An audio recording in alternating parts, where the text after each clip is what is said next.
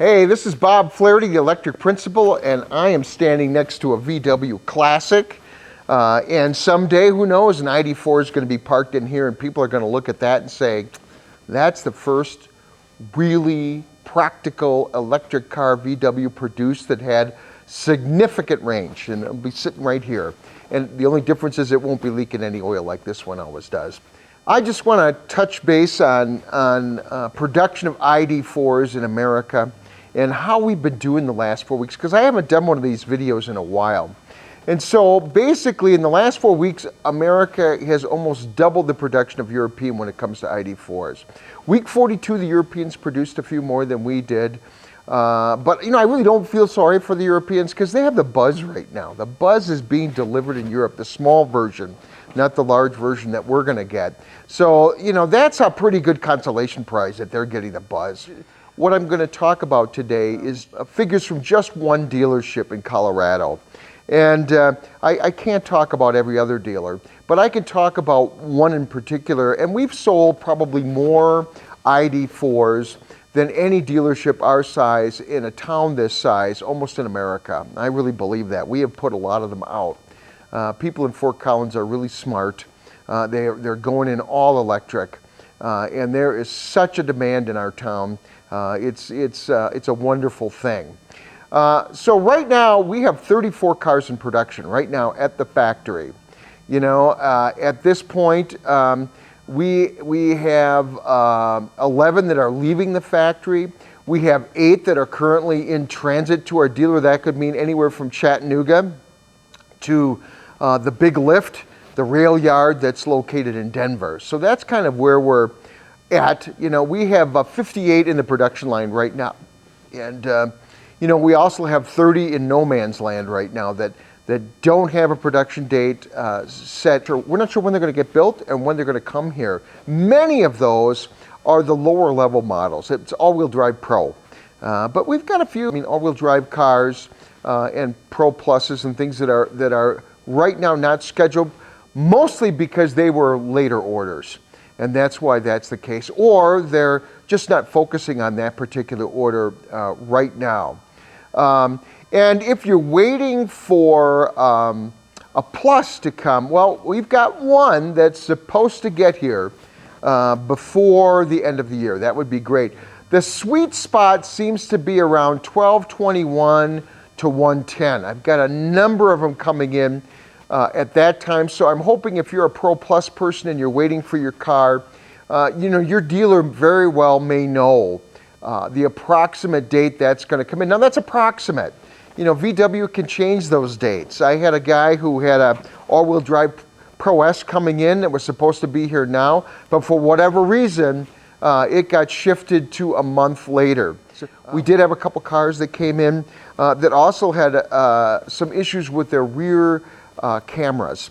And so those cars there wasn't many. It was a very small percentage. Probably less than 3% of the cars we've seen had that issue, and that's got to be fixed. And so you might have a car that has that issue, and VW is just going to hold it back till they resolve the issue. Basically, if you're looking at statistics, it's like half a car for every dealer in America would have that issue. The other thing I wanted to mention to you is that one Pro all-wheel drive that is scheduled to come in here before the end of the year, and I'd love to see that happen. But I'm not positive about that one because VW has said they have put that production off, but I still got it showing up on the chart that's going to happen. So that's a real brief update from ID.4 world. There is no doubt these things are pouring in. It's gotten to the point where I was trying to keep track of them all and track every one of them, and we've been so busy I haven't had time to really do that. I'm behind on catching up on how that's going to go. I hope just a couple of words of advice to you. I hope you guys aren't paying above MSRP for these cars. Good dealers don't need to do that. There's enough profit in these cars that people don't need to jack up the prices of these cars. And they don't need to add a lot of add-ons to it that are highly inflated to keep the price high. One thing I've told people is that I'll always tell you what I really think, and I'll always tell you the truth. One of the things is that, if your dealer is charging above MSRP, you make sure you tell them there are other dealers that aren't. And the other thing you need to do is if you've got a car on order or you're going to order one, you make sure you know what your dealer's going to do when that car gets in. You have a clear understanding that your car is at MSRP and that you're not going to have to pay for any unnecessary accessories. I'm a firm believer that when dealers do that and they charge way above the price on cars that people have been waiting a year for, that just doesn't seem right to me. I mean, you ordered a car at a particular price and we should honor that price. I really believe that. And if we don't, I don't think we're worthy of your business.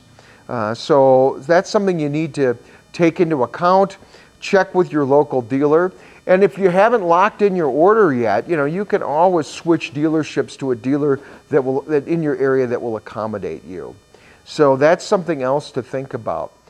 So I'm going to spend a couple of minutes talking about where we are in terms of interest rates, whether you should buy a car or not, whether this is a great time or not to be thinking about buying an electric car. And so I'm going to, first of all, I got to let you know that I do this for a hobby. This is not how I make a living. I was a teacher and principal for many years. I invested my money during the best time of the stock market in the history of this country. And I work because I want to work. I work because it's a hobby. So this isn't the end all. If tomorrow I lost my job or tomorrow I decided to quit, I'm in a position where I can do that. I told my employers here that if I have 2 bad days in a row, I'm gone. And they all laugh when I say that, but I'm serious.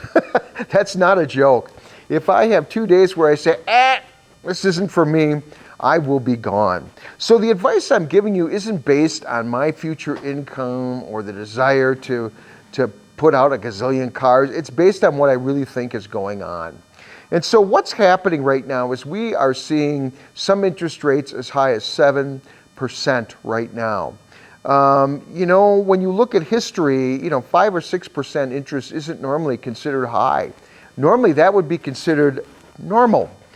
We have had a bunch of years, and this is the old history, economics / social studies teacher coming up, where we've had incredibly low interest rates and free money. And that just can't continue forever. That's just not going to work. It's not sustainable. And so, with good reasons now, interest rates are going up to what is known as a normal. There's no such thing as a free lunch, and I think the free lunch ended. On the other hand, right now the inflation rate last month was 7%. And car prices are going to increase. Next year's cars are going to be more expensive than this year's cars. And in some ways, I'm going to tell you what, that is what people do in times of inflation. We make a major purchase because we know that the cost of that purchase is going to increase in the future. And so it's not a bad strategy to buy a car now, because 3 years from now, that car is going to be significantly more expensive. Used car prices are coming down. That's beginning to normalize, 14%. And so that's something else people can start to think about. When you trade in a car, the value isn't going to be quite as high as it was. On the other hand, we're bringing some normalcy back to the economy. And where used car prices, it'll make more sense in some ways to buy a used car, possibly in the near future, versus a new car. Where right now it's a no-brainer. I mean, used car prices were so high, why would I buy a 3-year-old car for the same price if I could get a new one? There was a supply of one. So that's something to think about. So the question is, I'm buying electric right now. I don't know what's going to happen to the price of fuel. We've had a decrease in price, partly due because we're dumping barrels and barrels on the market from the emergency reserve that the United States has. When that ends, I'm not sure what's going to happen. I don't imagine prices are going to continue to drop and that those prices are going to go up. So honestly, I think electric cars are still a good value. I think they're worth investing in. I think they're worth driving just for the sake of driving them in themselves. I get so much pleasure out of my car that I'll continue to drive my Audi e-tron GT and my ID.4 because it's just a good time. So just some thoughts on what's happening. You know, take a look at what you can get in terms of interest. I think you're going to see the manufacturers start to come out and support lower interest rates on purchases. So that's something else I would do is, you know, find out what your car manufacturer is offering for rates, because that might be helpful to you as well. Because once again, they're going to get that money from somewhere. But it's not going to be difficult for a car manufacturer to figure out that we need to have a lower interest rate because it'll entice people to buy. So I think that's something that you will see happening and you can look forward to. But right now, you know what? I've got an electric car ordered. Another one, I'm going to replace my 21 with a 23.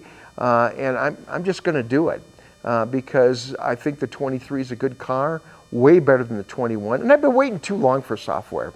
You know, to me, I like to drive a newer car. You can imagine that this is, I'm kind of addicted to cars. That's kind of why I work here. I buy a lot of cars. Unfortunately, working for a dealership is a bit like an alcoholic working at a bar. Probably not a good idea because I have bought 3 new cars probably in the last year. And I'm not kidding, folks. I have bought 3 new cars in the last year. But anyway, I digress. This is Bob Flaherty, the Electric Principal. I hope you're having a good time. I hope you're having a good holiday. I hope if you've got an EV that you're enjoying it every day. And I hope that all of you over the holidays get your holiday wish and you get yourself an EV that you like and begin reaping some of the benefits of owning an EV and driving an EV on a daily basis.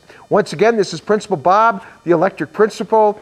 Please subscribe to my channel if you haven't done so already. And thank you to all of those who have subscribed. The growth has been really cool. It's been fun to watch. If you like this video and want to see more, like it and support the channel so I can keep producing videos like this that are informative, I hope, and helpful. And also, I want to mention that I did take a road trip to California to deliver a car in 3 days. I road trip to 22 ID.4 all the way across Donner Pass and down into California. I had a blast doing it. I'm putting a video together of that trip. A lot of work. It'll be out in a couple of days. But once again, I hope you stay tuned for that video coming up shortly.